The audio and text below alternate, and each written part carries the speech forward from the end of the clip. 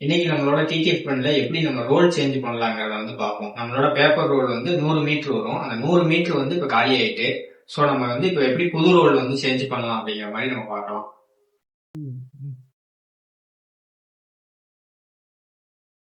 இது வந்து நமக்கு 100 மீட்டர் ரோல்னு வரும். அதாவது 12 இன்ச்சு. நம்ம வந்து XP600 டிடிஎஃப் பிரிண்டர் தான் வச்சிருக்கோம்.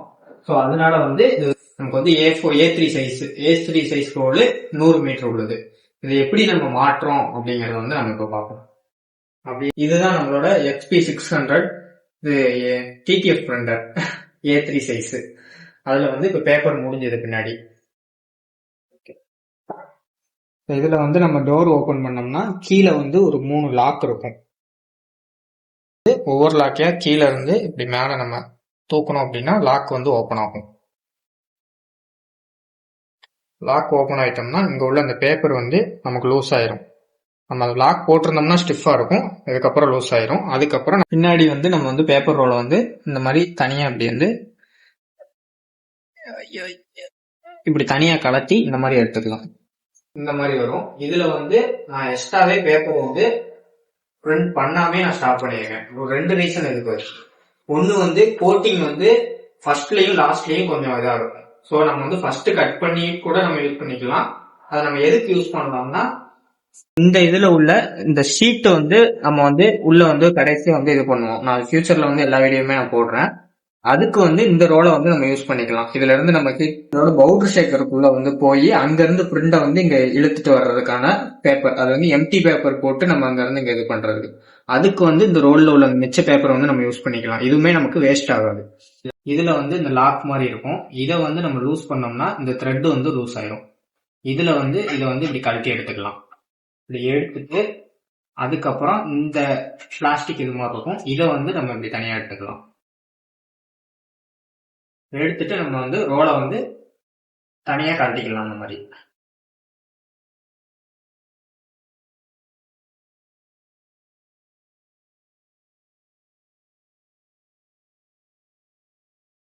நம்மளோட பேப்பர் ரோல் இந்த மாதிரி தான் இருக்கும். இதுல வந்து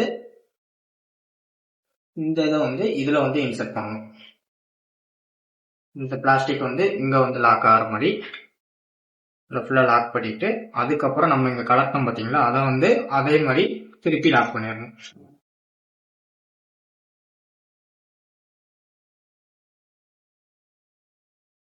இந்த லாக்கும் கொஞ்சம் ஈவனா சென்டரா இருக்கிற மணிக்கு வச்சு இதையுமே டைட் வச்சிருங்க. கரெக்டா இதுல வச்சு இதையுமே லாக் பண்ணிடும்.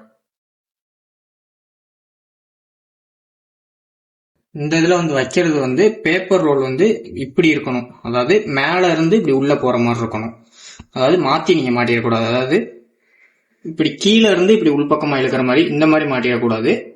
அப்படியே உள்டாவா இப்படி வைக்கணும். அதாவது பேப்பர் ரோல் இப்படி ரோல் ஆகணும்.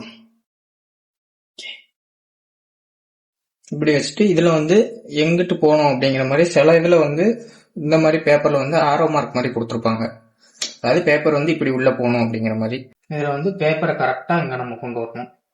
கொண்டு வந்து இந்த இதுல வந்து இந்த இடத்துல ஒரு லைன் மார்க் இருக்கும். அதே மாதிரி இந்த இடத்துல ஒரு மார்க் இருக்கும். அது ரெண்டுலயும் கரெக்டா இருக்கிற மாதிரி பேப்பர் வச்சு அந்த லாக் நம்ம பண்ணணும். வச்சுட்டு இதை ஒரு ப்ரெஸ் பண்ணோம்னா லாக் ஆயிரும். இந்த மாதிரிதான் நம்ம வந்து பேப்பர் ரோல் வந்து நம்ம இது சேஞ்ச் பண்ணணும். அதுல வந்து நம்ம ஃபர்ஸ்ட் கொஞ்சம் மீட்டருக்கு லேயர் சரியில்லை அப்படின்னா அந்த கொஞ்சம் மீட்டருக்கு நீங்க பிரிண்ட் பண்ணாம அதை கட் பண்ணி நீங்க அந்த பின்னாடி நான் சொன்ன மணிக்கு அந்த ஹீட் ப்ரெஸ் இதுக்கு வந்து நீங்க யூஸ் பண்ணனாலும் பண்ணிக்கலாம். பவுடர் ஷேக்கருக்கு இல்ல அப்படின்னாலுமே நீங்க இதை பிரிண்ட் பண்ணி பார்க்கனாலுமே பார்த்துட்டு கரெக்டா வரலைனாலுமே நீங்க கட் பண்ணி யூஸ் பண்ணிக்கலாம். நான் ஃபர்ஸ்ட் சொன்ன மாதிரி இதோட பேப்பர் வந்து ரொம்ப மோசமாயிடுச்சு. இந்த பவுடர் எல்லாம் உள்ள போய் ரொம்ப ஒரு மாதிரி ரொம்ப மோசமாயிடுச்சு. வந்து ரொம்ப மோசமானதுனால நம்ம வந்து ஆல்ரெடி நம்ம பழைய பேப்பர் யூஸ் பண்ண அந்த ரோல்ல உள்ள மிச்சத்தை வந்து நம்ம இதுல வந்து மாத்த போறோம்.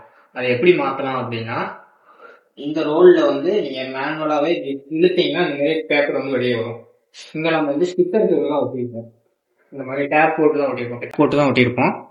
அதை நீங்க அப்படியே அழகா அப்படி உரிச்சுட்டு இந்த பேப்பரை வந்து ஃபுல்லா எடுத்து இந்த டேப் இதுல டேப் போட்டுருவோம். இதை வந்து உரிச்சுக்கலாம். வச்சு நம்ம இதுல வந்து டேப் போட்டுக்கலாம். இந்த மாதிரி நம்ம வந்து ஃபுல்லாமே டேப் போட்டாச்சு. இதுல வந்துட்டு இந்த மாதிரி நீங்க ரோல் பண்ணி எடுத்துக்கலாம். இந்த பேப்பர் ரோல தான் நம்ம வந்து திருப்பி அடுத்த நாள் நம்ம பிரிண்ட் கொடுக்கையில அங்க வந்து ஜாயின் பண்ணுவோம்.